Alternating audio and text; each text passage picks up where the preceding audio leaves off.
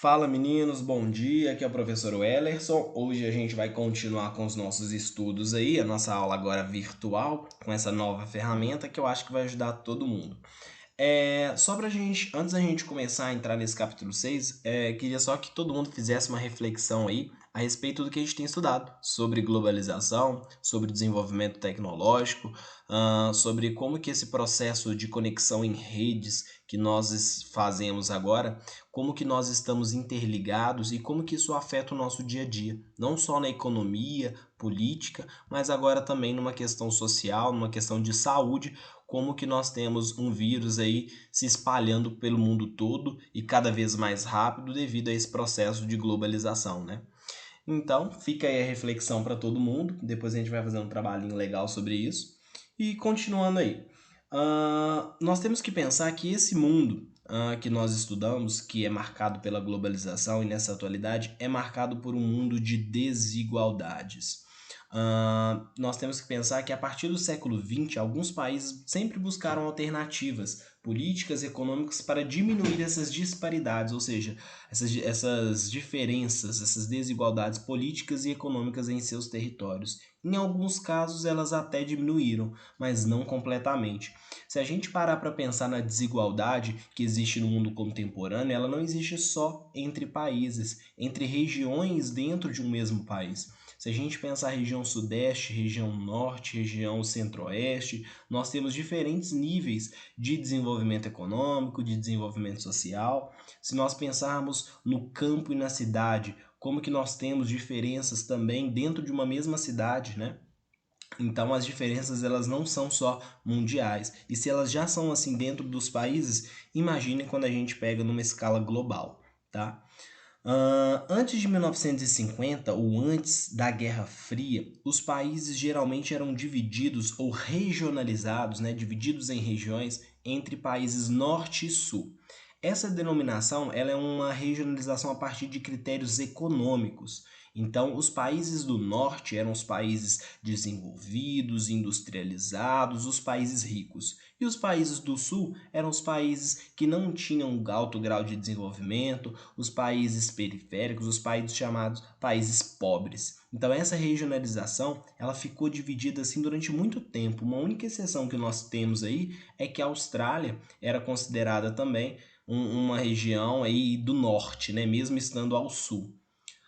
Só que com o início da Guerra Fria, ou a partir da Guerra Fria, né, nós tivemos uma nova regionalização, porque esse mundo que na Guerra Fria estava sendo dividido entre capitalismo e socialismo, essa disputa ideológica, fez surgir uma nova forma de regionalizar, a partir de critérios políticos e econômicos também. Então, os países de primeiro mundo eram países ricos capitalistas que se aliavam aos Estados Unidos. Os países de segundo mundo eram os países formados pelo bloco socialista. E os países de terceiro mundo eram compostos por países subdesenvolvidos e os então denominados países de industrialização tardia, como o Brasil, México e Argentina. Então pensa que esse terceiro mundo seria alguns países que inicialmente não tinham declarado apoio imediato ou aberto, né, a um dos dois lados e foram sendo chamados de países de terceiro mundo, tá? Atualmente a gente costuma designar como países mais ou países menos desenvolvidos economicamente, de uma forma genérica, para tentar falar sobre essas diferenças. Só um ponto importante que a gente tem que lembrar é o seguinte: regionalizar significa dividir o mundo em regiões a partir de algum critério, pode ser econômico, político, social. Só que toda regionalização ela implica em generalização. Então, quando eu falo países mais e menos desenvolvidos, eu vou ter um grupo de países com características muito diferentes umas das outras, mas como eles estão colocados todos dentro do mesmo barco, dentro de um mesmo balaio, eles são generalizados, tá? A gente tem que lembrar que toda regionalização, ela é também uma generalização. E isso implica alguns outros problemas, né? Então, se a gente reparar nessas imagens, nós podemos ver como que as diferenças elas ocorrem, inclusive dentro de um mesmo território, né? Então, são diferenças muito drásticas aí que nós percebemos. Então, existem diferentes níveis de desenvolvimento no mundo. É isso que nós estamos vendo. E o que é desenvolvimento? Desenvolvimento vai ser um processo de crescimento da atividade econômica de um lugar pela evolução tecnológica, aumento da renda bruta e per capita. Então, isso que vai ser desenvolvimento.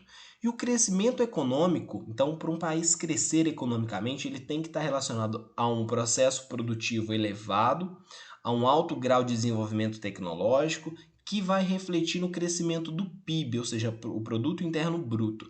Só que nem sempre esse aumento do PIB quer dizer melhoria na qualidade de vida. Então eu posso ter um país com um PIB extremamente elevado, mas com uma qualidade de vida baixa. Eu posso ter, por exemplo, como exemplo, a China, que tem um Produto Interno Bruto alto, mas um IDH, um índice de desenvolvimento humano baixo, tá? E posso ter o contrário também, países com PIB baixo e com alto grau de desenvolvimento social, com alto PIB. E se a gente pensar na economia, então, que é o fator que nós estamos trabalhando, esses diferentes níveis de desenvolvimento econômico no mundo, a gente divide a economia em três ramos essenciais, que é o setor primário, que envolve agropecuária, pesca e extrativismo, o setor secundário, que são as indústrias, o setor industrial, e o setor terciário, que envolve comércio e serviços. Só que nós temos com a revolução, com a terceira revolução industrial, com a técnico-científica, outros dois níveis aí dentro do setor econômico. O setor quaternário, que estabelece a era da informação, então a internet, telefonia celular, robótica, mecânica, mecatrônica. Nós temos o setor quinário, que é um conhecimento, a pesquisa universitária, criatividade, inovação, geralmente são atividades não medidas por quantias monetárias. Então é o setor de pesquisa, de desenvolvimento tecnológico de um país, tá? E se a gente pensar nesses países, como que eles estão inseridos na economia global? Ou seja, por que existem tantas diferenças entre os níveis de desenvolvimento de um país com o outro? Geralmente essa diferença está porque nem todos os países eles estão inseridos na globalização da mesma forma, estão inseridos na economia global da mesma forma. Eu vou ter um grupo de países que vão ser países que vão vender e exportar tecnologia, produtos industrializados e países que vão entrar nessa economia fornecendo matéria-prima, mão de obra, né?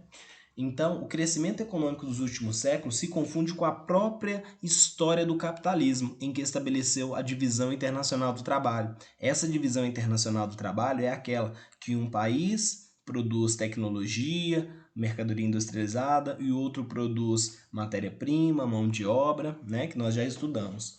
Então, os fatores que explicam o nível do desenvolvimento desses países, além da forma como eles estão inseridos nessa economia, tem a ver com os processos históricos de exploração e dominação política, econômica, social e cultural, como, por exemplo, o colonialismo e o imperialismo no século XIX. Então, olha só, se a gente for pensar em características, então existe um grupo de países mais desenvolvidos e um grupo de países menos desenvolvidos ou subdesenvolvidos. Então, se a gente pensar nessa configuração, quais vão ser as características desses países? Olha só, os países desenvolvidos, que foram também chamados de países do norte ou centrais, são aqueles com altos níveis de desenvolvimento industrial, tecnológico, social e econômico. Isso é importante lembrar. Então eu tenho que ter um alto nível da qualidade de vida, bons indicadores sociais, agricultura intensiva com uso de tecnologia, elevados índices de urbanização, elevado PIB per capita, né? Um setor quaternário, secundário e terciário ativo. E eu tenho para representar o G8, que são consideradas as maiores economias do planeta: Estados Unidos, Inglaterra, Japão, Alemanha, Canadá, França e Itália. Nós temos também alguns países subdesenvolvidos, que são conhecidos como países do sul ou em desenvolvimento, países periféricos.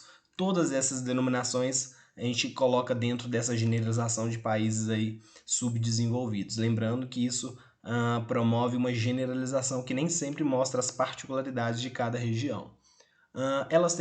Esses países têm baixo grau de desenvolvimento industrial e aspectos socioeconômicos. Então, eles apresentam forte dependência tecnológica e econômica, desequilíbrio da balança comercial, devido ao DIT, né? Eles vendem produtos mais baratos, gêneros agrícolas e compram tecnologia que geralmente tem um valor agregado bem maior.